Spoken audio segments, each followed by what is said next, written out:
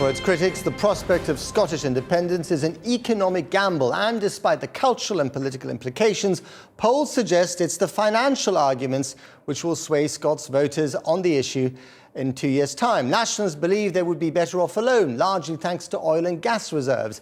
But this week's Economist magazine offers a rather different prospect. Its front cover depicts the newly renamed Skintland, with its capital Edinburgh, twinned with Athens no less. The west coast now boasts the island of Rumdeal and Pie in the Sky, while the Shetland Islands have been leased to Norway. Ouch! The economics of independence, it argues, are steadily worsening.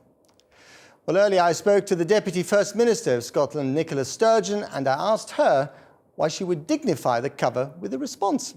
I don't think it's that at all. It's deeply insulting to Scotland and to communities right across Scotland. I mean, I should say at the outset, we're all for robust debate about independence. Everybody, including the Economist, is entitled to express its view on whether or not Scotland should be an independent country. But to have a front cover that is so offensive and insulting to Scotland as a country, but to communities right across Scotland, I do think is unacceptable. You know, I'm in the city of Glasgow right now, a modern, vibrant city preparing to host the Commonwealth Games in a couple of years, and it described Glasgow as Glasgone. But beyond the cover, let's look at some of the substantive issues raised by the article. I mean, effectively, it questions whether an independent Scotland would be economically viable, especially talking about dependency on oil and gas revenue. And it says, essentially, that in the not-too-distant future, revenue from oil and gas will run out and there won't be an awful lot left. So how do you respond to that particular point, which is something that your voters do take seriously?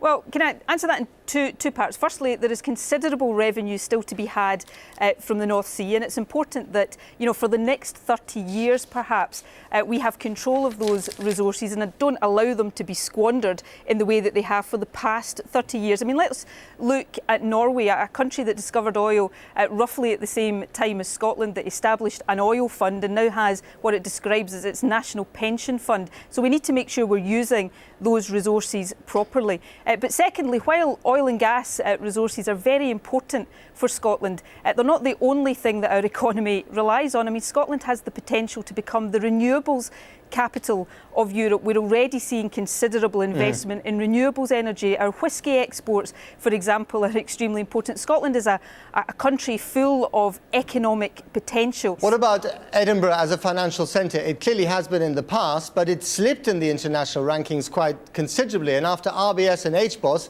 I guess you could say there's not much of a future for it as a financial centre. Well, firstly, the financial crash didn't just happen in Scotland or the UK, it happened right across the globe. But secondly, you know, if that argument is to be made, then that's an argument around something that's happened when Scotland has been part of the Union.